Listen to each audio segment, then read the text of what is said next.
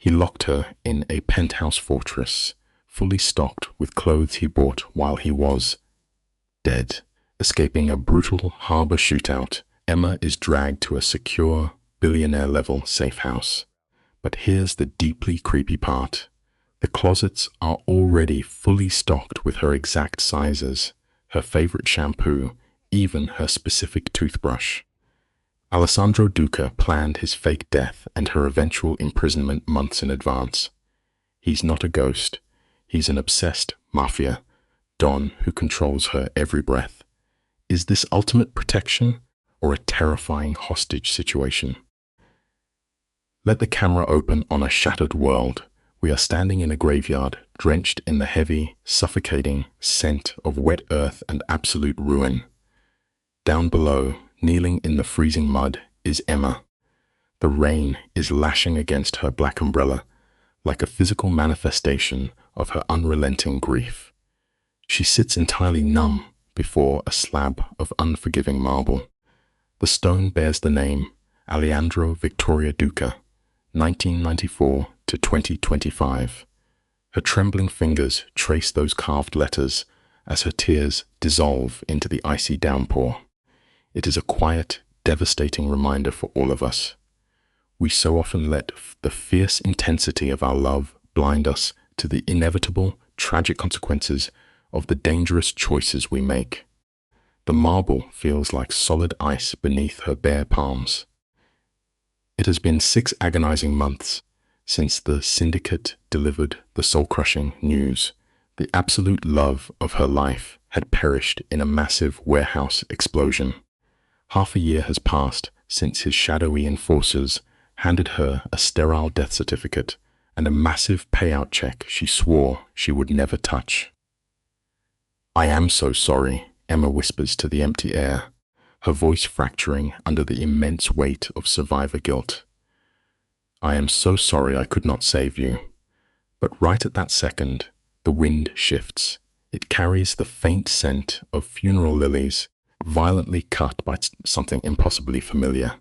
Rich leather, expensive cologne, and the distinct aura of danger. Emma completely freezes. Let us step back and unpack this story together, because understanding the exact moment their worlds collided is crucial. Emma first encountered the infamous Alejandro Duca on the single most exhausting night of her existence. She was barely surviving a brutal double shift at a ridiculously upscale restaurant, serving arrogant patrons who dropped her entire monthly rent on a single bottle of wine. Her legs felt like lead, and all she desperately wanted was the quiet safety of her tiny apartment. Then, in a cruel twist of cinematic fate, she walks straight into a solid wall of custom Italian fabric. Time slows to a crawl. The silver tray tips, golden champagne flies, and Emma realizes with pure horror that she has ruined a stranger and his $3,000 suit. But this stranger moves with the terrifying, lightning reflexes of an apex predator. His hands shoot out, snatching the heavy silver tray from the air before a single drop of wine can taint his clothes.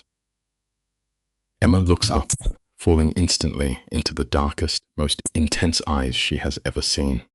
We are talking pure midnight, carrying enough unspoken trauma to swallow a person whole. "Careful, bellissima," he murmurs.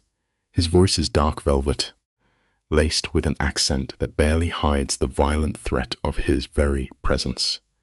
Instantly, 2 massive bodyguards step up behind him, hands slipping into their jackets, ready to turn the dining room into a slaughterhouse. The tragic irony here: every single person knew he was the underworld king, everyone except Emma. In that fragile, fleeting second, Emma is completely blind to the lethal reality she has just stumbled into. She simply sees a strikingly handsome man who saved her job from certain ruin. As he steadies the tray, his bare fingers lightly brush against her fragile wrist, sending a violent jolt of electricity straight up her arm. "Thank you," she breathes, a deep, nervous blush rushing to her cheeks.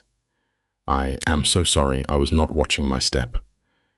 The Mafia boss entirely dismisses her apology, studying her face like a psychological puzzle he is desperate to solve. What is your name? He demands softly. Emma Carter, she replies. He slowly repeats the syllables, noting she must be new. She admits she is still learning the layout, stepping right into his trap. The smile he finally offers her is a masterclass in psychological manipulation, carrying an impossibly dangerous edge. You need someone to show you where the treacherous spots are, he adds, twisting a simple restaurant floor plan into a dark metaphor for survival. One of his brutal enforcers steps close, whispers urgent syndicate business in rapid Italian. Alejandro simply raises a single, commanding finger. He silences a hardened criminal without ever breaking his hypnotic eye contact with Emma. I have to work, she stammers, fighting a sudden, terrifying urge to just follow him into the dark. And what does the undisputed king of the city do? I will wait, he declares. He spends the entire night sitting in the shadows, tracking her every move. It was a gaze steeped in a classic, tragic cycle of dangerous men, an intoxicating blend of overwhelming protection and absolute, suffocating possession. When her grueling shift finally ends, Emma pushes through the heavy back exit doors, only to find him waiting in the damp alley. He stands beside a sleek black Mercedes with windows so dark they look like portals to the underworld. I should really go home, she whispers, her raw survival instincts screaming at her to run away. Then I will take you home, Alejandro counters smoothly. It is far too late, and these streets are not safe. She desperately argues that she takes the city bus every night. But he shuts the rebellion down instantly. Not tonight, he commands, guiding her into the plush leather. You and I have probably watched people fall into this exact psychological trap 1,000 times. The interior of the vehicle is a sensory overload, smelling strongly of expensive cologne and ruthless authority. Where do you live, Emma? His dark voice wraps around her in the tight space, demanding compliance under the disguise of care. When the luxury car pulls up to her grim apartment building, the contrast is staggering. This neighborhood, he murmurs, his eyes scanning the broken streetlights. It is not safe for you. It is what I can afford, she sighs defensively. His jaw tightens with the possessive fury of a man who buys the world. That will change, he vows. True care, however, empowers independence. It does not seek to own. She absolutely should have recognized the glaring crimson alarms warning her of the psychological cage being built around her life. Instead, her exhausted brain translates the sheer adrenaline into romantic butterflies. Thank you for the ride, Mr. Duca, she whispers softly into the dark cabin. Just Alejandro, he corrects her, smoothly stripping away the formal boundaries between them. He reaches out, tracing slow, hypnotic circles over her racing pulse until the air grows far too heavy in her lungs. And this is not goodbye, Emma. I will see you tomorrow. When she nervously points out that she does not have a restaurant shift, his confident smirk deepens into something quietly lethal. I know. I will pick you up at 7. Wear something beautiful. She stares down at the object he pressed into her trembling palm. It is a heavy, premium business card bearing absolutely nothing but a single phone number embossed in solid gold lettering. If you need anything before then, Alejandro murmurs, his voice dropping into a low register that sends a confusing, dangerous rush of heat straight through her veins. Anything at all, you call this number. Completely overwhelmed, she offers a mute nod before stumbling out into the damp, freezing night air. Once safely inside her cramped room, she peers through the cheap plastic blinds, The crime boss keeps his massive vehicle parked at the curb for 20 full minutes, standing guard until her bedroom light finally flicks on. Her descent had officially begun. We all know exactly how these deeply romanticized underworld tragedies inevitably conclude. It is a treacherous space where lethal consequences and obscene luxury weave together to trap the innocent soul. Emma lived in a state of constant, suffocating terror, yet she felt more intensely alive than ever before. Fast forward to a quiet, rain-slicked evening in his fortress-like penthouse. "You do not understand what you are," he whispers, threading his calloused, violent fingers through her soft hair. "You are pure light in a world of shadows, and I am far too selfish to let the darkness touch you." She studies the face of this terrifyingly beautiful man, searching for any moral justification. "Then what does that make you?" she asks softly into the quiet room. "Your darkness," he replied, without a single second of hesitation. "I am the monster who will burn the entire world down just to keep you safe. But here is the ultimate life lesson we must all carry with us. You can never build a truly peaceful home on a foundation of pure violence. The terrifying flames you start will eventually consume everything you love." We are violently pulled right back to the brutal present, watching Emma sob uncontrollably into the freezing mud of his grave. On the fateful night his empire collapsed, his final message was a tragically flawed promise. "I love you," he had sworn. "Everything I do is to build a life where you will always be safe." 2 hours later, his lieutenant arrived, delivering the crushing reality that the warehouse was a lethal trap. He was gone. Let us look at this opening frame together. The lighting is bleak, cast in the slate grays of a heavy downpour. Grief never negotiates. It arrives like a relentless debt collector, demanding payment in raw agony. We pan down to Emma, broken in the mud. Her trembling fingers clutch a shattered pocket watch, the only relic of the feared syndicate boss she loved. She refused his lieutenants and their blood money. Now she simply weeps. Suddenly, the pressure shifts. Cutting through the wet earth is the sharp, unmistakable note of his bespoke cologne. Her breath hitches, reality cracking at the edges. The simple, meaningful life lesson here is undeniable. The people who carve out a place in our hearts leave an indelible mark, one that no heavy storm can ever truly wash away. The camera lingers on cold rain, battering the heavy stone monuments, mirroring the cold panic tearing through Emma. She hugs her arms tight across her chest. She tries to rationalize the creeping terror, whispering that her fractured mind is just conjuring phantoms to avoid the brutal permanence of his death. She wants nothing more than to flee and hide.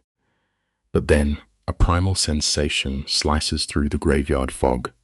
It is that ancient, chilling instinct warning her that unseen eyes are tracking her every breath. The air turns to ice. The essential life lesson from this chilling moment is to always honor your intuition. When your instincts scream that danger is near, listen closely. Your body recognizes the hidden truths your rational mind flatly refuses to accept. She whips her head around. The camera focuses on a massive silhouette looming between the tombstones. The figure holds his shoulders with the coiled, dangerous posture of a syndicate enforcer. It is a physical language of violence she knows by heart. Her breath catches. For one agonizing second, her desperate mind projects Alessandro onto this shadow. She mouths his name, suspended in impossible hope and total collapse. Yet, as the man turns into the storm, the illusion shatters. It is just a stranger, weeping over his own dead. She drops to her knees, clutching her chest in agony. The profound takeaway here is about the nature of closure. The hardest lesson we ever face is learning how to finally release the phantoms of our past, so we might actually find a way to live in the present. Notice how the camera frames this next sequence. Emma presses her palm against the wet headstone when whispering apologies to a man who never needed saving. She turns and walks blindly into the tempest, but the lens stays behind. A darker shadow slowly detaches from the trunk of a massive oak tree. The terrifying truth comes into focus. The syndicate leader is very much alive. Alessandro watches her retreating figure with a cold, predatory intensity. He stands at his own grave, playing the conductor to her psychological torment. She remains blind to him. The haunting reality is that those who consume our hearts rarely loosen their grip. The essential life lesson here is to always remain vigilant. The past is never truly buried. It simply waits in the dark for the perfect moment to rise again. The scene cuts to a stark, opulent penthouse. Emma drags herself inside what is essentially a high-end mausoleum. The crime boss had disguised his extreme possessiveness as protection, methodically cutting her off from her humble roots. He built a towering fortress of wealth around her, guaranteeing she needed his empire to survive. Now, dropping her soaked coat onto the imported marble floors, she stares at the cold architecture of her captivity. A fortress without a beating heart is just a beautifully decorated cage. The profound lesson to internalize here is that all the luxury in the world cannot generate warmth in an empty house. True security resides in the presence of real human connection, not in the heavy golden chains someone uses to bind you to their shadow. You and I have probably both witnessed this kind of total human devastation. The reflection staring back at her is a hollowed-out ghost. Emma is wasting away, reduced to the bare mechanics of survival. She turns the shower dial to blistering hot, desperate for any physical pain to cut through the numbness. Weeping against the expensive tiles, she feels trapped in an endless loop of grief. Moving with slow dread, she wraps her shivering body in his discarded black silk shirt, inhaling the faint traces of his scent before collapsing onto the bed. It is a deeply painful truth, but the crucial lesson here is about letting go. Clinging to the fading artifacts of a painful past will only anchor you permanently in the dark. The lighting shifts to cool, restless blues. True rest is completely inaccessible to her now.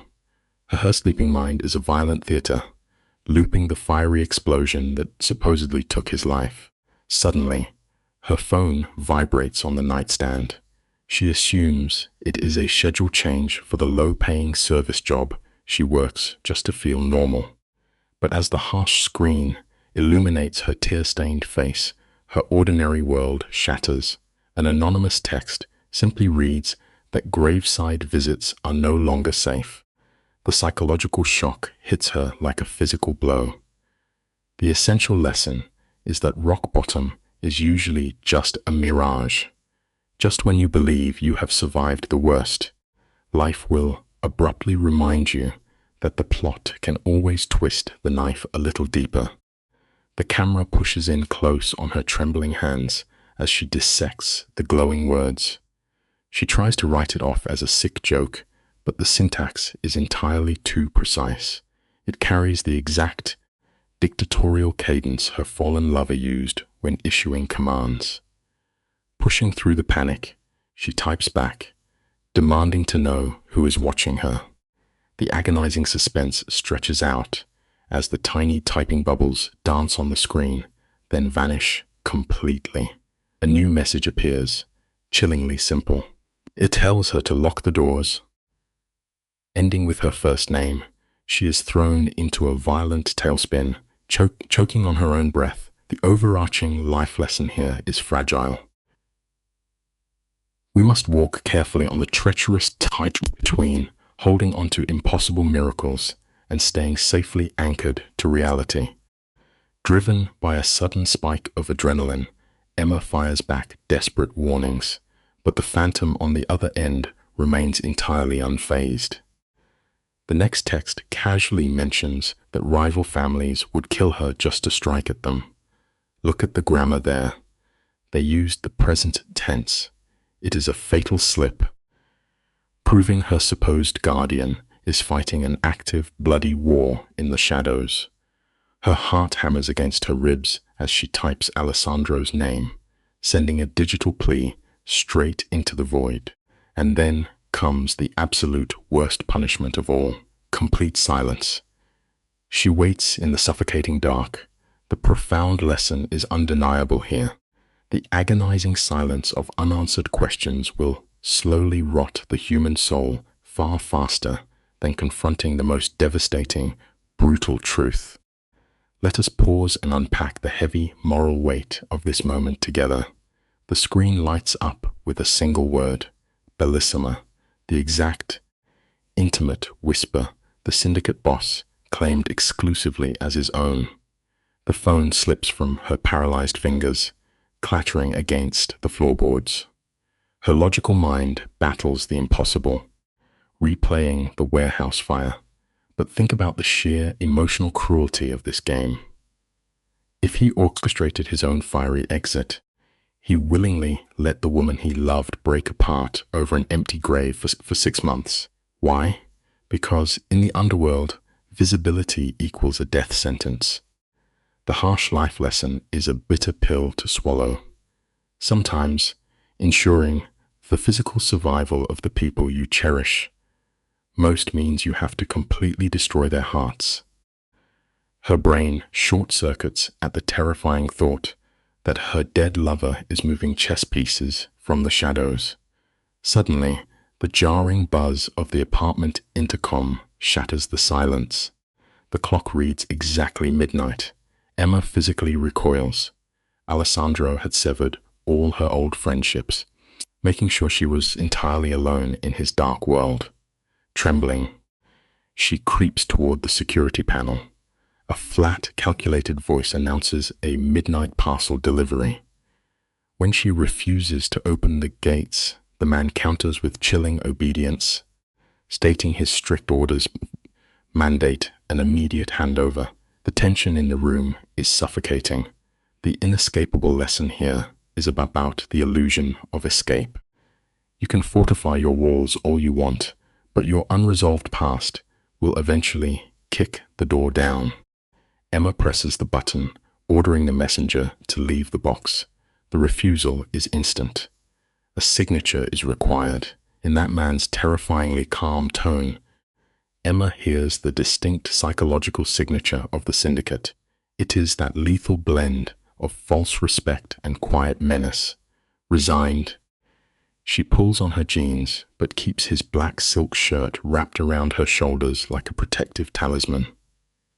She steps out into the long, silent corridor, every nerve screaming that she is walking directly into a trap. Yet, the desperate hunger for the truth pushes her forward. The tragic life lesson reflects our deepest human flaw. We will gladly walk right into a blazing fire, completely ready to burn, just for the fleeting hope of feeling warm again. Notice the lighting in this opening frame. Cold street lamps catch the edge of the glass as Emma peers through the narrow gap. Outside her door stands a massive enforcer draped in an immaculate suit, still as a statue, gripping a black box bound by a silver ribbon. He offers a single sharp nod. Emma's knuckles turn white against the brass chain. She demands a name, her voice shaking against the heavy silence. The man, eyes hidden behind pitch-black glass, simply refuses. Instead, he delivers a chilling promise that she has been completely protected all along. Her knees nearly buckle as the air leaves the room. You see, the brutal truths we chase so recklessly often weigh far more than the gentle lies we sleep beside. We are shifting angles now. moving from raw grief into pure psychological horror. You and I are watching a woman watch her entire reality shatter in real time. The massive stranger outside her doors offers the faintest ghost of a smile, dropping a phrase that reaches directly from the grave. He repeats the exact vow her supposedly dead lover, Alessandro, used to whisper in the dark. I do everything to keep you safe. Emma breathes his name like a bleeding prayer, her eyes wide with a terrifying kind of hope. The enforcer offers no comfort, just slides the heavy box through the narrow opening and melts away into the fog. It forces us to confront a haunting reality. Sometimes the things we mourn are not truly gone, but simply waiting in the shadows for the perfect moment to strike. Watch the tight focus on Emma's trembling hands. The camera captures her dropping to the cold marble floor, completely paralyzed by the stranger's parting guarantee that Alessandro is still watching over her. She tears through the crisp tissue paper like a starving animal, finally pulling free a dense, cold burner phone. There is only one contact loaded into its glowing memory, a single sharp letter A. The sight of that initial strikes her chest like a physical bullet. She pulls the glowing screen tight against her heart, her pure, unadulterated grief twisting into something violent and wild. It paints a painfully clear picture of our human condition. We build solid walls out of our sorrow, only to discover that sudden hope can completely crush the foundations we fought so hard to build. The director wants us to feel the suffocating weight in the room. Emma is drowning in a vicious hurricane of blazing anger, dizzying relief, and pure, bleeding heartbreak. Right beside the phone rests a heavy, wax-sealed envelope. The instant her eyes catch the violent, aggressive slashes of Alessandro's handwriting, she forgets how to breathe. The ink lays out a complete confession from the syndicate boss. He begs for her mercy, swearing he had to stage his own bloody murder to blind his rivals. He confesses to standing in the freezing rain, watching her cry herself to sleep. The hardest lesson we ever have to learn is this. Sometimes the people who cause us the most agonizing pain are simply trying to save us from an executioner we never even knew was there. Stick with me here, because the emotional stakes have never been higher. Every word on that paper drips with the Don's fractured, obsessive soul.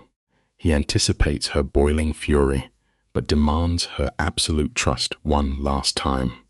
He paints a picture of rival wolves still circling the city, desperate to slaughter her just to hear him scream. He commands her to keep the black phone pressed to her side, swearing that if she ever turns it on, he will burn the entire continent to ash just to find her. Emma traces his dark ink 17 times, wondering if she has finally lost her mind. It brings us to a deeply terrifying realization. The most absolute forms of devotion often wear the exact same mask as the most unforgivable acts of pure betrayal. The camera pulls back, showing Emma completely swallowed by the vastness of her apartment. Her knuckles ache from gripping the heavy plastic device. Her endless months of weeping instantly sour into a hot, violent rage. Alessandro is actually alive, sitting in some high tower, watching her bleed out from a distance. She paces the hardwood floors, throwing every single deadbolt on the door. Half of her soul screams to hit the power button and unleash a firestorm of screaming anger. Yet she knows the second that little screen lights up, she is back inside his gilded cage. We all face this bitter truth eventually. The most agonizing choice a person can make is staring at the hand offering to pull them from the wreckage and choosing to walk away. Notice the extreme close-up on the objects beside her bed. Emma buries the black phone deep inside her drawer, hiding it next to the scorched silver watch she gave him before his fake funeral. Without warning, her personal phone hums, breaking the dead silence like a gunshot. An unknown text flashes across the glass, praising her for leaving the burner off, while reminding her he sees every move she makes. The ghost casually notes his armed soldiers are circling her building to keep her totally secure. It is a brilliant, terrifying shift in tone. We spend our lives checking under the bed for monsters, completely forgetting that the most lethal threats usually knock on the front door, promising to slay our dragons. We look over Emma's trembling shoulder, straight down onto the rain-slicked asphalt. A massive black sedan sits idling under the broken street lamp, its windows tinted dark as midnight. You have to wonder how many nights those ghosts have parked there, quietly drinking coffee while she sobbed over an empty casket. A normal person would run screaming to the police. But half a year of crushing depression has forged her mind into cold iron. There is a deeply unsettling warmth in knowing a ruthless phantom is moving heavy artillery in the dark just to keep her breathing. It points to a very dark flaw in our nature. When we are battered to the absolute breaking point, the exact things that should horrify us often become our only source of warmth. The shadow work here is brilliant. Morning sunlight cuts through the blinds, casting long, dark lines across her floor that look exactly like the bars of a cell, sliding under her cold sheets. Emma makes a silent, blood-sworn promise to herself. She is going to dig up the truth about this invisible war, even if the dirt buries her too. That black phone hums in the drawer like a loaded gun, packed with enough dirty secrets to wipe her off the map entirely. She fixes into the kitchen, forcing down a cup of bitter coffee that tastes like pure ash and regret. Life rarely sounds an alarm before tearing the roof off our house. We just wake up on an average Tuesday and realize the solid floor we trusted has turned into a massive, yawning grave. Let us look at this together, because we have all felt that chilling moment when a safe haven suddenly locks from the outside. Emma stares down at the wet street, realizing the black sedan has not moved a single inch. In the bright morning light, she can clearly see two massive soldiers sitting as still as carved granite. Alessandro calls this a shield, but in his bloody world, a shield and a cage are the exact same thing. Desperate to escape the crushing silence of her own home, she grabs a heavy coat. But before her fingers even find the lock, her phone vibrates. Where are you going? He feels every breath she takes. Freedom is nothing but a pretty lie if someone else holds the leash. And it takes real bravery to finally admit you are a prisoner. The invisible wires of his empire stretch across the entire city, pulling tight around her throat. Emma angrily types back that she just needs to feel the cold air on her face. A reply flashes instantly. He orders her to use his car, stating she does not walk the streets alone anymore.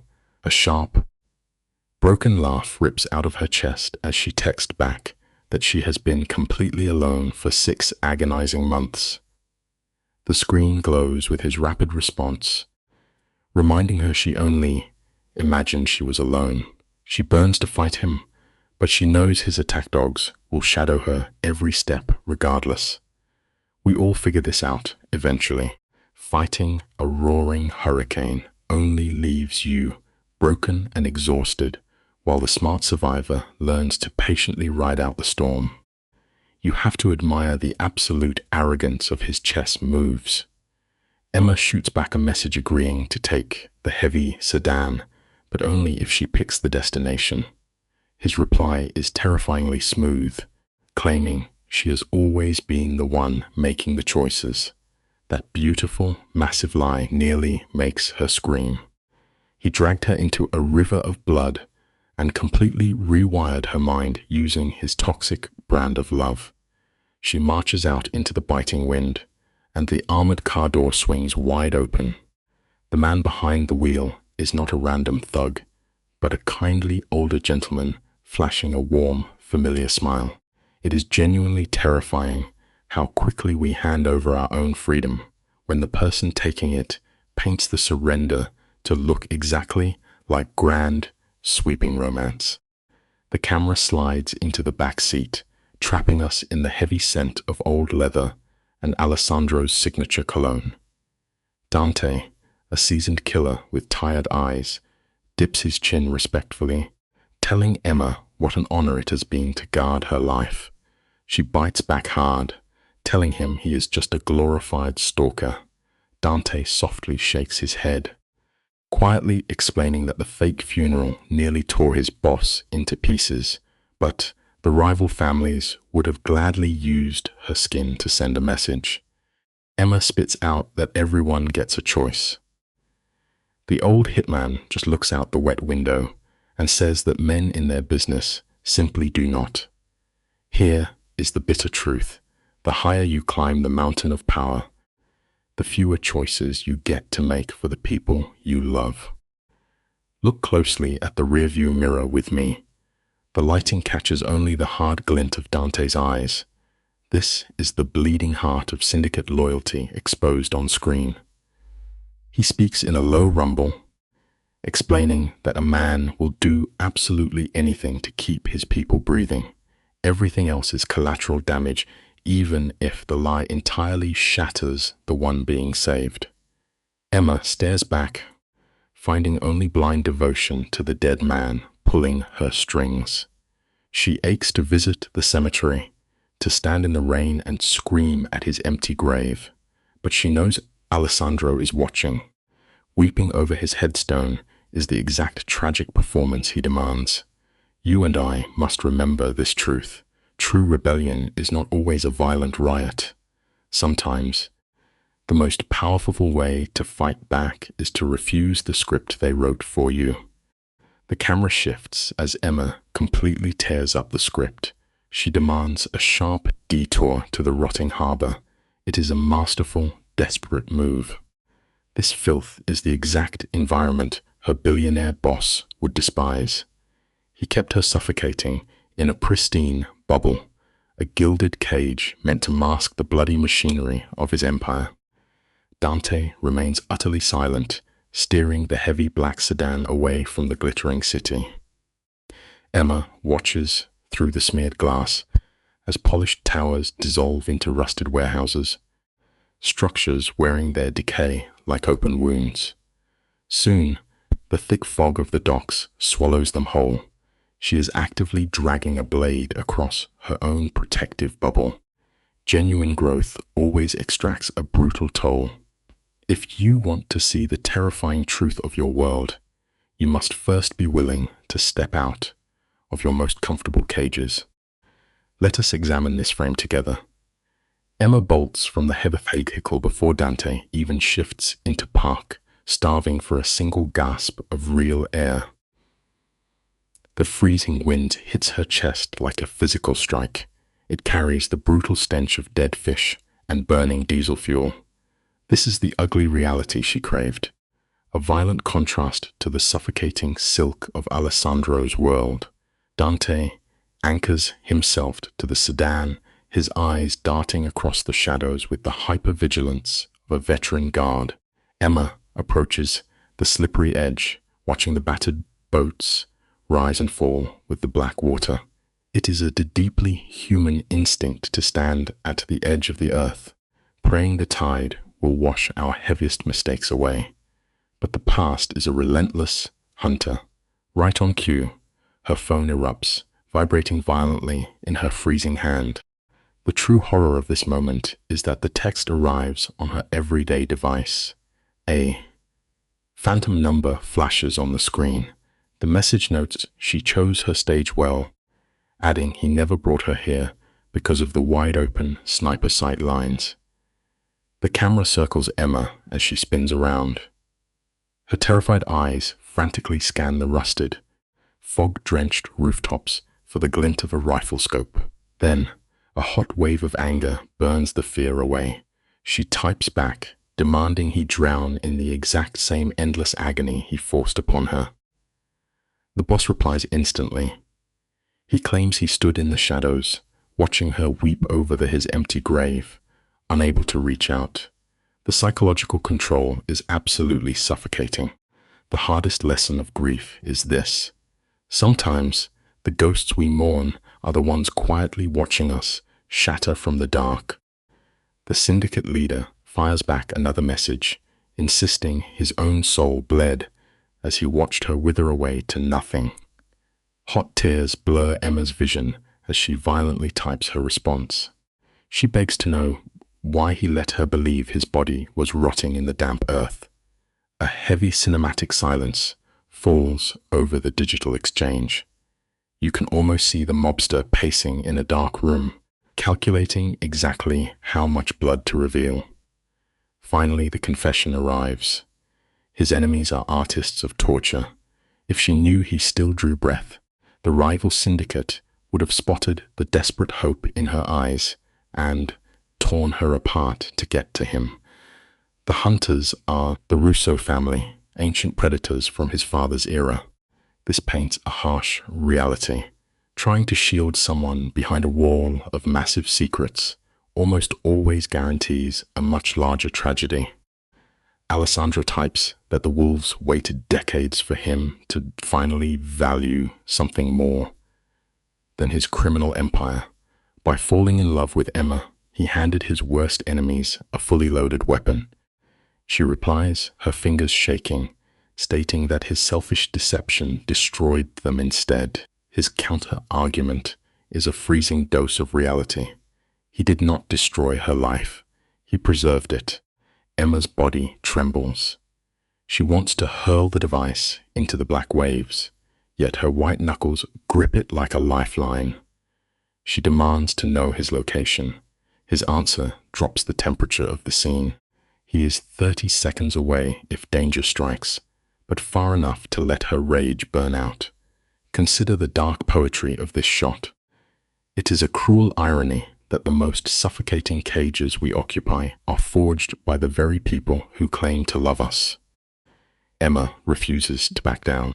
She declares that having an armed shadow tracking her every breath is a prison sentence, not a sanctuary. Alessandro meets her furious typing with devastating, unblinking honesty. He openly admits he never once offered her freedom. He only offered total safety, an all-consuming obsession, and absolutely zero choices. He types that loving her is the last human fragment left inside his hollowed-out soul. He will never apologize for violently defending what belongs to him. Now, you and I know a rational person would sprint for the nearest police station, but we must face an uncomfortable truth about human desire. Sometimes, in our darkest corners, we secretly yearn to be claimed by a monster willing to burn the entire world down just to keep us safe. The camera lingers on her face as Emma realizes, with total horror, that a broken piece of her actually craves this suffocating obsession. Fighting her own twisted instincts, she types back that she is not a piece of property. His reply is pure, toxic poetry. She is his own heart beating outside his chest. Suddenly, the thick, foggy silence of the docks shatters into a million pieces. Violent chaos erupts near the rusted warehouses. Harsh Italian commands slice through the salt air. Screaming tires follow. Then the deafening crack of a sniper rifle echoing like a snapping spine. Dante instantly transforms into a blur of calculated violence, grabbing her arm and hauling her toward the heavy sedan. There is a very pragmatic lesson to learn in moments like this. When a professional killer tells you to move, you stop asking questions and run for your life. Emma screams over the noise, begging for an explanation. Dante ignores her entirely. He shifts into cold survival mode, barking a harsh command to keep her head down. Heavy gunfire shreds the thick fog, sending dock workers scattering into the shadows like panicked birds. Dante shoves her violently into the leatherback seat. He floors the accelerator, the massive engine roaring as the car tears away from the water. Amidst this spinning chaos, her burner phone finally rings.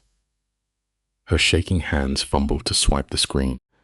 Alessandro's real voice fills the terrified space of the car.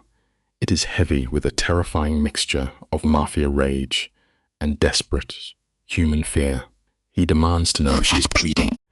She chokes out that Dante got her clear. Here is a grounding truth. When the sky falls, the people who truly love you will be the first ones tearing through the rubble.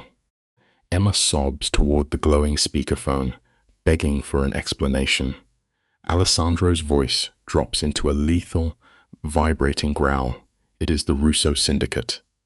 They were stalking her every step, testing to see if his death was just a theatrical bluff.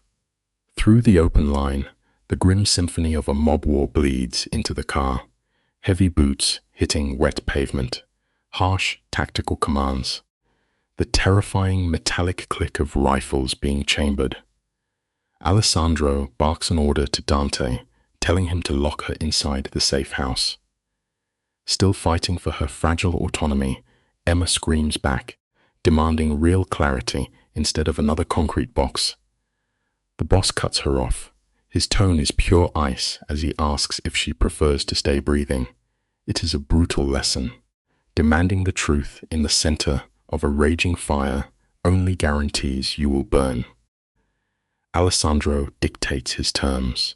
She will follow his orders, and he will completely erase the threat. Emma frantically asks what he intends to do. A bone-chilling silence stretches across the connection. When he finally speaks, his voice is a slow, dark whisper. His enemies hunted for the truth, and now that truth is coming for them. He strips away every romantic illusion, promising to violently slaughter anyone who touches what belongs to him. The line clicks dead. Sitting in the shadowed back seat, Emma catches Dante's eyes in the mirror. She spent weeks crying for her lover's return, only to realize she has pulled a merciless monster from the soil. Stick with me here, because this is a profound warning. You must be deeply mindful of the graves you dig up. Unearthing buried secrets almost always means waking a vicious beast you can never put back to sleep. Emma sits completely paralyzed by the violent shadow rushing in to reclaim her. The camera follows as she expects to enter a bleak concrete bunker with heavy steel doors. Instead, the elevator opens into a jaw-dropping penthouse high above the city. Surrounded by floor-to-ceiling glass, the room is a glowing monument to arrogant wealth, not a dirty fortress of fear. Dante quietly mentions the boss owns the entire skyscraper. As they step deeper into the pristine silence, Dante instinctively lets his large hand hover just inches behind her spine. It is the exact same hyper-vigilant, protective gesture Alessandro always used. Watching his loyal ghost replicate it absolutely shatters her. This reveals a painful, psychological truth. Sometimes, the most agonizing ghosts we carry are just the quiet, echoing habits left behind by the people we thought were gone forever. The camera lingers on the heavy steel doors of this towering fortress. No one crosses this cold threshold without Alessandro giving the final word. The private elevator demands a harsh blue retinal sweep, a thumbprint and a 16-digit code. They ascend in a suffocating silence, watching the vibrant city shrink into a meaningless toy maze. Emma presses her pale face against the glass, her hollow eyes locked on the black smoke, twisting up from the harbor they just escaped. Faint sirens bleed into the bloody pier below. She turns to Dante, her voice trembling, asking how long she must rot in this gilded cage. Exhausted, he whispers that she stays until it is done. It is a bitter truth of survival.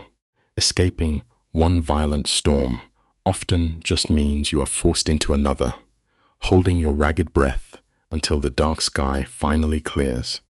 You and I must look closely at the twisted architecture of this psychological prison.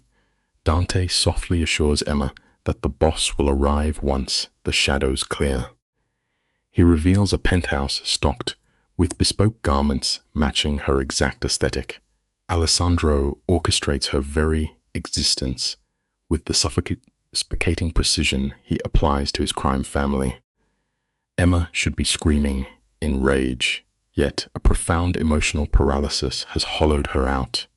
6 agonizing months of mourning a dead man have left her shattered, the echoes of gunfire still vibrating in her subconscious. As Dante stands silent guard by the door, we are reminded of a tragic reality. The most devastating exhaustion never comes from physical trauma, but from carrying the crushing weight of an emotional burden entirely on your own. Watch the camera follow her bare feet across the cold marble. As Dante secures the heavy reinforced doors, Emma is left to wander this opulent penthouse, like a spectre haunting her own tragic life. She pulls open the expansive mahogany wardrobe, only to discover a meticulously curated museum of her personal identity. We see flawless cashmere and perfectly tailored denim, assembled by a phantom who memorized her every preference. He even sourced her obscure facial creams and her exact toothbrush. It is chilling to consider how many dark months he spent choreographing his own violent demise just to seal her safely inside this luxurious vault. We all deeply crave being understood by another soul. Yet, this story teaches us that an obsession with absolute protection can easily mutate into the most suffocating, inescapable trap of all. The visual framing here is dripping with tragic irony. Emma stands isolated in the dimly lit kitchen, her hands trembling as she unearths a bottle of rare vintage wine. It is the exact label they drank on quiet evenings before the Mafia violence swallowed them whole. Pouring a dark glass, she gazes through the window at a vibrant metropolis she is forbidden to touch. As the bruised sky bleeds into a deep twilight, her exhausted mind spirals. She visualizes him out in the cold darkness, systematically dismantling the Russo syndicate with ruthless brutality. He eradicated her freedom simply to guarantee her breathing. It is a haunting realization. The heaviest, most unforgiving chains we drag through our lives are often forged by the exact people desperately trying to keep us safe from harm. The cinematic tension here is masterfully constructed. As the sprawling city below transforms into a sea of artificial constellations, Emma surrenders to the inevitability of another desolate night. Without warning, the mechanical hum of the private elevator shatters the silence. The heavy doors slide apart, and her nervous system goes into violent shock. Emerging from the shadows is Alessandro Duca, the apex predator of the underworld, entirely resurrected from the grave. The miracle she wept for over 6 agonizing months is standing right there, his features hollowed out by exhaustion and blood. It is a profound psychological paradox we must all understand. Receiving the exact impossible miracle you begged the universe for can be significantly more terrifying than the cold silence of unanswered prayers. Notice the striking visual contrast as Alessandro steps into this immaculate sanctuary, clad entirely in dark, tactical armor. Emma immediately registers the flaking blood coating his bruised knuckles. It is a grim confirmation that another human life was sacrificed tonight just to secure her breath. They remain locked in a paralyzing standoff, the air thick with the oppressive electricity that precedes a violent storm. When the mob boss finally speaks her name, the broken resonance of his voice obliterates her remaining psychological armor. She is violently torn between collapsing against his chest and striking him for the agony he orchestrated. Clutching her glass, she can only whisper her sheer disbelief of his survival. The quiet tragedy of outlasting profound trauma is the grueling battle of convincing your own nervous system that the nightmare has actually ended. Watch the power dynamic shift as the syndicate leader advances with the cautious steps of a predator cornering a wounded animal. He openly acknowledges the bitter hatred she must harbor. But Emma shatters that assumption with devastating, tear-soaked honesty. She confesses the toxic truth of her broken psyche. Her true hatred is directed solely at herself for remaining hopelessly devoted to the architect of her destruction. Hearing this, the impenetrable armor of the ruthless Don crumbles. He exposes a profound vulnerability as he invokes an old, gentle term of endearment. She violently recoils, demanding he stop weaponizing the ghosts of their past. He vehemently insists their bond was always authentic. We are forced to confront a brutal reality. True love is rarely a safe sanctuary, and our most permanent scars are usually inflicted by the exact ones bleeding to protect us. You and I need to examine this devastating psychological collision together. He maintains their romance was absolute, and the only deception was his fabricated funeral. This admission breaks the fragile dam of her composure. She screams that standing over his empty casket pushed her sanity to the brink, surviving only to honor a ghost. She bitterly accuses him of passively observing her torment. That accusation strikes a volatile nerve. Alessandro lowers his voice into a chilling, deadened register. He was not idle. Over 6 months, he systematically slaughtered 17 rival soldiers and reduced their empire to ashes just to sanitize her world. It illustrates how true sacrifice is rarely a clean act of heroism. Often it is simply executing the most horrifying deeds in the dark just to guarantee someone else gets to see the dawn. While the world mourned an empty grave, the mastermind waged an invisible bloody war to ensure she could never be weaponized against him. Emma fractures under the heavy weight of this terrifying revelation. She violently shatters her crystal glass against the cold marble, the vintage wine pooling like spilled arterial blood. She rejects his twisted, screaming that she never demanded a trail of corpses. She only wanted his authentic self, regardless of the peril. Alessandro breaches her personal space, carrying the visceral sense of burnt gunpowder.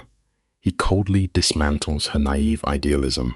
If she possessed the truth, the Russo syndicate would have methodically destroyed her just to shatter his mind. We must eventually realize that our most innocent intentions mean nothing the second they collide with the ruthless mechanics of a dark reality. We must analyze the terrifying, cold calculus of his logic. He understood Emma lacked the conditioning to conceal her relief, making her a fatal liability. Seeking distance, she drives her shaking palms against his armored chest, yet her biology betrays her outrage. Her hands simply rest against him, starving to absorb the undeniable proof of his heartbeat. She condemns his arrogance, accusing him of playing a cruel deity by sealing her inside a gilded birdcage and labeling it devotion. He offers no excuses. Covering her trembling hands with his bloodstained fingers, he unapologetically owns the architecture of her prison, asserting the only alternative was her total annihilation. It is a deeply unsettling lesson. Sometimes fierce love has nothing to do with joyful freedom. It is entirely about preserving a heartbeat, even if that heart beats only to despise you. The syndicate leader completely embraces his own monstrosity. He states with terrifying clarity that he would rather chain her to the earth, furious and breathing, than lay flowers on her grave. Her death is the singular vulnerability that could dismantle him.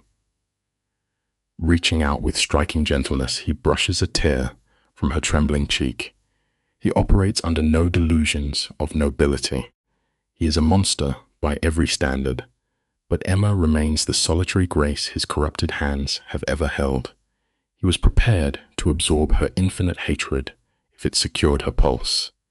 Hearing this, Emma collapses into devastating sobs, confessing she cannot sustain this agonizing existence. It is a profound tragedy we all face. The exact methods deployed to ensure your physical survival silently mutate into the heavy walls of your own psychological prison.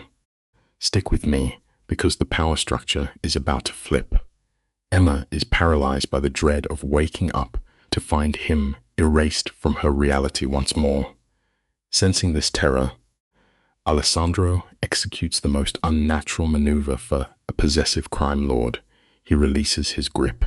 Stepping back, he surrenders the passcode to the private elevator. December 4th, 2024. It is the precise date he recognized his consuming devotion to her. He provides a clean vehicle, untraceable funds, and a vow of eternal absence. Emma simply stares, frantically searching his deadened eyes for a hidden snare. The ultimate paradox of control teaches us a vital lesson. The most terrifying action a captor can take is swinging the gilded door wide open. Real devotion requires handing someone the absolute power to leave you and trusting them anyway. There is no manipulation left in his gaze. Emma searches his face, finding only bone-deep exhaustion. He looks like a dead man walking. A soft gasp escapes her lips, unable to process that, after an apocalyptic war, the ruthless Don is offering her an open door. Alessandro clenches his jaw. You can see the war tearing through his chest. The agonizing instinct to claim her, fighting his bitter guilt. He confesses that he stole her peace, offering this terrifying freedom as his ultimate atonement. But his ultimatum is absolute. If she stays, she embraces his violent night. He will always love her with a dangerous magnitude. True wisdom only arrives when we stop trying to change people, finally accepting that devotion cannot rewrite someone's nature. The city glitters beyond the cold glass, indifferent to the brutal Russo family plotting their next strike. Inside this fortress, Emma faces a man who faked his death out of a twisted, agonizing devotion. She ignores his heavy ultimatum, demanding the truth about the harbor shootout. In a single heartbeat, Alessandro shifts. The vulnerable lover vanishes, replaced by the icy king of the underworld. He calmly reveals that Russo hitmen were tracking her, waiting to drag her off the street. His response was absolute. He slaughtered them all first, without a second of hesitation. It leaves us with a stark reality to swallow. In an unforgiving world, hesitation is the fastest way to lose the ones we cherish most. We must fiercely protect our peace, no matter the cost. Notice the absolute lack of remorse in his rigid posture. Alessandro does not even blink as he calmly confesses to executing all four men. He shipped their bleeding bodies directly to Dimitri Russo, delivering a visceral message. Looking at Emma is a signed death warrant. When she stammers that breaking his cover ruins his master plan, Alessandro dismisses it instantly. Remaining a ghost holds zero value if it means allowing her to walk into a trap. The Russo syndicate will soon learn that Alessandro Duca breathes, and he is coming for their heads. He has ignited a bloody war, and she is the single spark that started the fire. It forces a hard truth on us. Eventually, we all need to find that one profound thing worth burning our carefully constructed world to the ground for. By all logic, Emma should be sprinting for the elevator. But as she studies This lethal figure, a man who has killed, deceived, and essentially died for her, she realizes her anchor dropped long ago. Stepping directly into his space, her voice drops to a steady murmur. She demands an unbreakable promise. A desperate flare of hope illuminates his exhausted eyes, and he offers her the world. Yet her terms are shockingly grounded. No more deception, no more orchestrated tragedies. If danger approaches, he must face her with the unvarnished reality. She refuses to be a pawn in his violent chess match. Sometimes, the only way to survive a chaotic environment is to look the shadows directly in the eye and demand the brutal truth. That is how genuine loyalty is forged. If a storm comes, they will stand in the rain together. She rejects the false safety of ignorance, warning him that protective secrecy will destroy her faster than a rival bullet. Closing the distance, she issues her final ultimatum: promise absolute truth, or she walks out forever. Alessandro studies her face, an internal war raging behind his eyes. His primal instinct to shield her clashes violently with the paralyzing terror of her absence. Slowly, the iron walls of the Mafia boss crumble. He nods, swearing a heavy oath of total transparency. The good, the bad, and the deeply tragic. Emma rests her warm palm against his rough cheek, fully accepting his absolute darkness. We see here that radical acceptance is the most powerful anchor we can ever offer a damaged soul. Watch how the camera circles them slowly. This is the raw emotional climax of their fractured dynamic. Emma looks at the man she loves and quietly drops a devastating revelation. She always knew he was alive. Hearing this, Alessandro breaks entirely, pulling her into a crushing embrace. His chest heaves as his heavy fortress of deception completely collapses inward. The ruthless king of the underworld buries his face in her hair, his tears running hot and jagged against her skin. He begs for forgiveness, agonizing over the fact that he stood in the cold shadows watching her grieve. They are just two shattered souls, clinging to one another above a city waiting to burn. True healing only begins the exact moment we stop hiding our deepest vulnerabilities behind heavy walls of deception. Rebuilding ruined trust is like trying to gather spilled water with your bare hands. It demands agonizing patience. When Alessandro kisses her, the moment tastes of salt, iron, and a desperate hunger.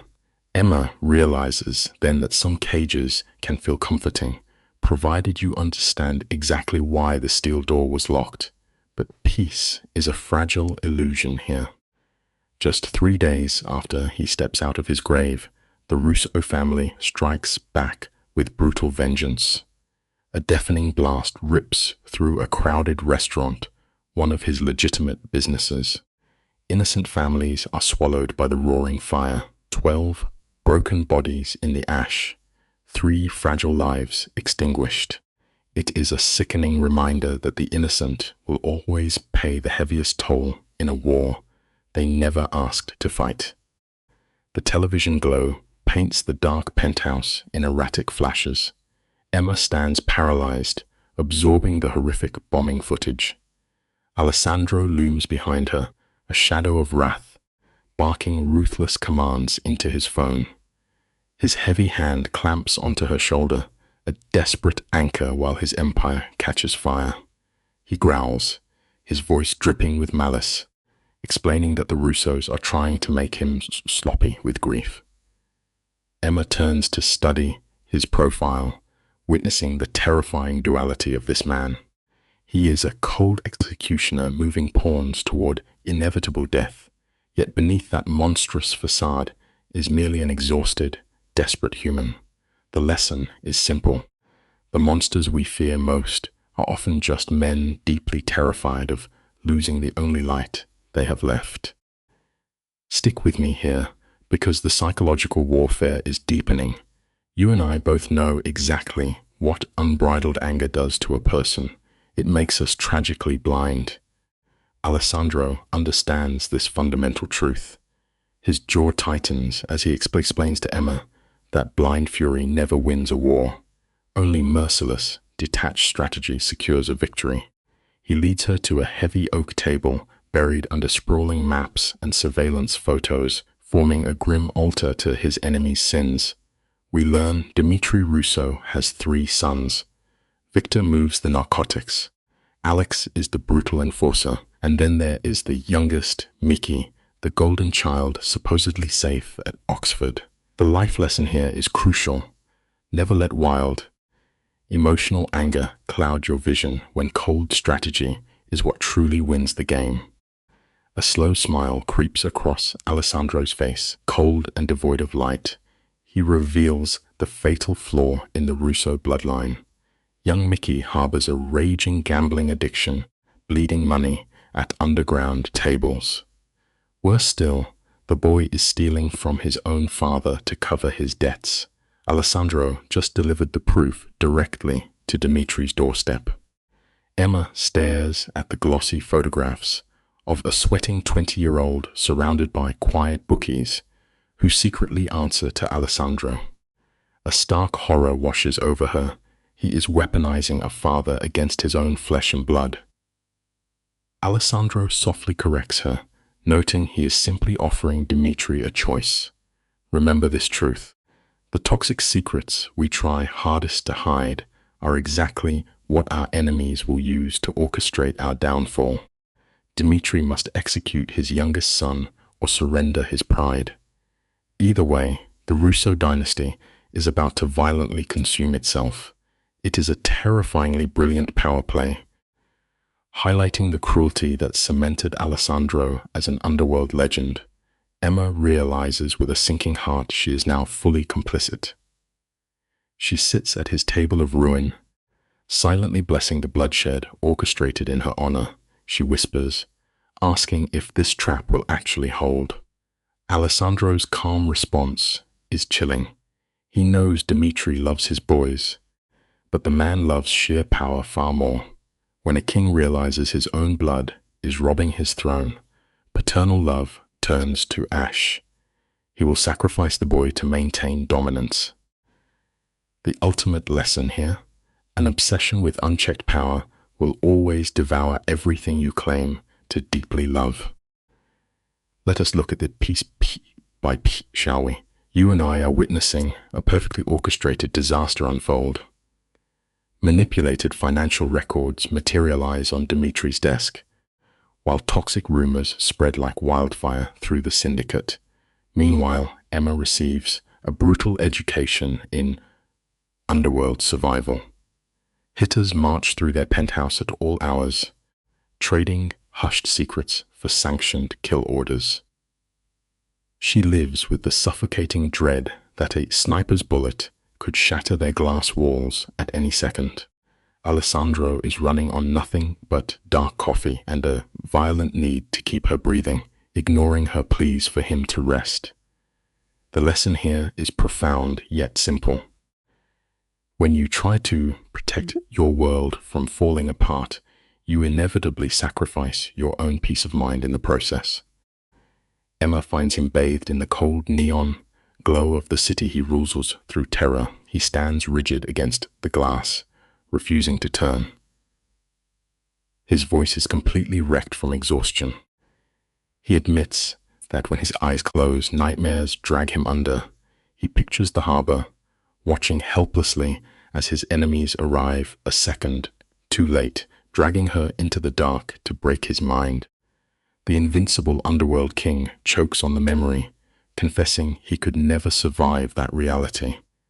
He punishes himself with agonizing insomnia. Emma steps up, sliding her arms around his stiff spine, anchoring him to the present. You and I know the truth here.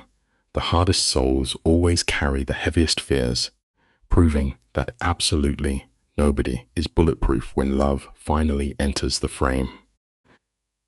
As Alessandro leans into her warmth, the frost encasing his spirit refuses to melt. He whispers into the quiet room, confessing that another rival will always rise. there will always be a predator circling their territory.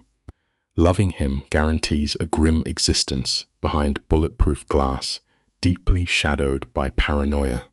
He asks again if she truly wants this waking nightmare. Her posture holds firm. She chooses him, embracing the dark as her cost of admission. When he turns to cradle her face, the ruthless hands that dismantled empires are visibly trembling against her cheek. He murmurs she deserves a much safer life.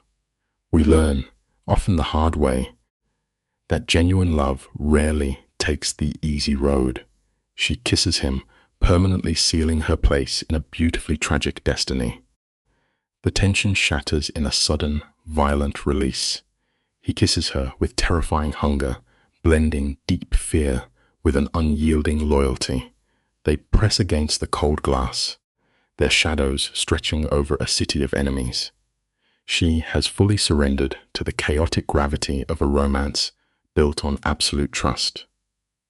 14 days into Alejandro's brutal purge, the endgame arrives. Dimitri begs for a truce. They meet on neutral ground inside a silent hotel suite. Alejandro strides in flanked by heavy enforcers, keeping Emma anchored firmly at his side. They find Dimitri reduced to a hollow ghost, desperately clinging to a rotting legacy. The vital truth we all must accept is that the only way to truly bury your worst demons is to walk straight into their den and look them directly in the eye. Dimitri sits there as the perfect portrait of absolute ruin, slumped, with the hollow eyes of a man who has ordered countless executions. He studies Emma with disgust. To his archaic mind, a woman is merely a cheap gambling chip. He mocks her worth, questioning if she justifies a catastrophic war. Alejandro's grip on her waist tightens like a steel vice. In a lethal whisper, he promises to tear out the old man's tongue if he speaks out of turn again. Dimitri simply offers a joyless, empty laugh. He confesses his total defeat. The psychological poison worked flawlessly. Staring blankly at the wall, Dimitri delivers a chilling confession. He just strangled his own son with his bare hands. The brutal truth we must accept is that carrying a blind, consuming hatred always destroys the person holding it first. Witnessing this broken father is deeply chilling. His remaining men stand paralyzed with fear, anticipating violence from their boss as his empire bleeds out. Alejandro stares at the fractured kingpin and delivers a freezing verdict. He explains he burned the Russo legacy to the ground for one reason. The underworld needed to know Emma is entirely untouchable. Just looking at her guarantees a massacre. Dimitri grinds his teeth, swallowing his bitter defeat. Then he leans forward like a dying serpent, preparing one final strike. He swears that when Alejandro grows old, the ghosts of the Russo bloodline will rise up to drag his soul to hell. The lesson here is undeniable. Building your life on a foundation of pure vengeance ensures you will spend your remaining days looking over your shoulder. Alejandro does not even blink at the curse. He pulls Emma tighter against his ribs and makes a chilling vow. He promises to slaughter every Russo until the earth chokes on their bones, daring the old Don to test his cruelty. A suffocating silence floods the room. It is a brutal collision between exhausted old guard violence and ruthless new ambition, a standoff between two apex predators on the edge of a cliff. With a grim nod, Dimitri tells Alejandro to savor his victory, then walks out. The second the door lock clicks, Alejandro's iron posture completely crumbles. He collapses into Emma's embrace, burying his face in her neck to exhale a breath he has held for weeks. The takeaway is deeply human. Even the most hardened leaders require a quiet sanctuary to finally lay down their heavy armor. You and I have probably wished for a clean resolution to our problems. But reality rarely provides a blank slate. Emma gazes at the king, who incinerated a city to protect her, asking if they are finally free. Alejandro strokes her cheek, confessing that permanent peace is a myth in their brutal world. There will always be rivals waiting in the dark. But this vendetta is over. Later, he brings her out of hiding, returning to their original penthouse. It is the place where she once waited for a dead man to return. The air still carries the scent of rich mahogany, looking untouched. Yet, the two souls crossing that threshold have been fundamentally altered. The lesson is profound. Surviving a consuming fire permanently changes the architecture of exactly who you are. Let us step into the shadows, because the psychological twist hits hard here. Alejandro leads Emma to a locked room she was never allowed to enter. The door opens, revealing a wall plastered with surveillance photos. Hundreds of images show Emma weeping at his fake grave, wandering rainy streets, and sleeping in isolation. He built a silent shrine out of pure obsession. Whispering, he confesses this is the exact monster he warned her about. While she mourned him for 6 months, he monitored her every move. He could not let her go, refusing to trust anyone else with her safety. He knows it is unhinged, but she is his world. Slowly, Emma reaches out, tracing her fingers over the cold paper. The lesson is terrifying. Sometimes extreme devotion and total madness wear the exact same mask. Her fingers linger on a photograph capturing her collapse at his headstone. When Alejandro speaks, his ironclad voice fractures. He confesses that watching her shatter from afar gutted him, yet he could not compromise his false death. The danger was too immense. He stayed buried in the shadows, ruthlessly destroying any rival who looked her way. Most people would sprint away, recognizing this wall as terrifying possession masquerading as romance. But as Emma analyzes this twisted monument, a profound epiphany washes over her. They are mirror reflections of a beautiful disaster, both deeply fractured, both willing to incinerate their own souls to guarantee the other's survival. The emotional lesson here is raw. Sometimes two violently broken pieces perfectly align to form an unshakable whole. Let us be honest, this dynamic is no fairy tale. It is messy, psychologically dark, and undeniably real. Emma realizes she is bound to the intense gravity of his devotion. She orders him to tear the photos down, promising he will never need hidden cameras again because she is standing right in front of him.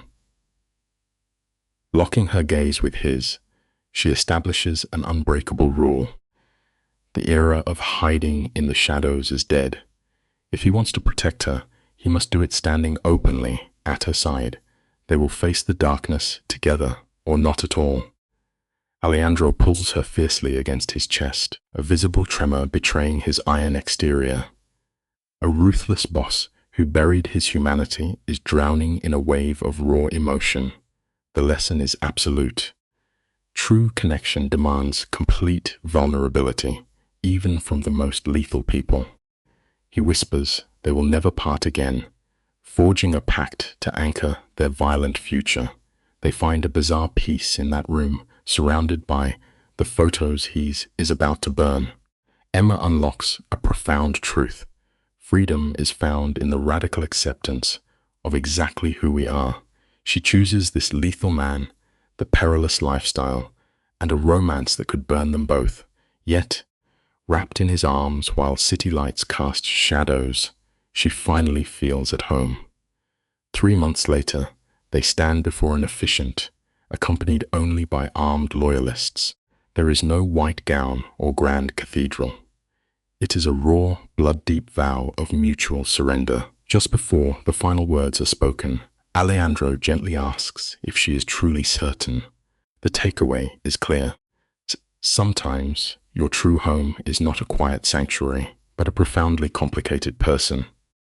Look closely at this frame, because this is where their universe resets. The boss holds her gaze, the dim room barely lit. His voice drops to a rough whisper. swearing that walking away is no longer an option. He claims her for this life and whatever hell awaits them after. She does not flinch. She grabs his coat, pulling him into a desperate kiss, breathing against his lips that she was his the second they met. This ceremony is merely ink on paper, a formality for a violent truth they were already living. Surviving his empire means waking up ready for war every morning, yet she embraces the cold steel of a loaded weapon, rising as a true underworld queen. The lesson is stark but beautiful. Sometimes, stepping willingly into pure terror is the only way to build the life you were always destined to rule. You and I often picture powerful men as untouchable fortresses, but watch him now, stripped bare. Even this ruthless boss had to face an agonizing reckoning, surrendering the heavy keys to his deepest traumas. Keeping her hidden and calling it protection was a fatal miscalculation. When night terrors ripped through him, leaving him gasping at the phantom image of her death, she never ran. She became the quiet anchor, pulling him back, holding his shaking frame, swearing to destroy every threat side by side. Months later, looking out from their penthouse, with his legacy growing inside her, the picture finally sharpens. It leaves us with a quiet truth. The brutal walls we build to lock out a violent world are the exact same barriers that keep our loved ones completely safe inside. Alessandro built a fortress of raw obsession, disguising it as protection. To any bystander, it looks like madness, a monster keeping a suffocating grip on a victim. But look at this scene with me. Emma was never the prey. Watch her posture. She steps into the dead center of that sanctuary without a blink of hesitation. She pulls the heavy iron door shut herself, turns the lock, and deliberately drops the key into the abyss. It is a breathtaking reversal of power. The lesson here is beautiful. When you find that rare soul who truly understands your most jagged scars, surrendering control does not mean you lost the war. It simply means you finally found your way home. They locked the outside world away forever. Two completely ruined people, finally whole.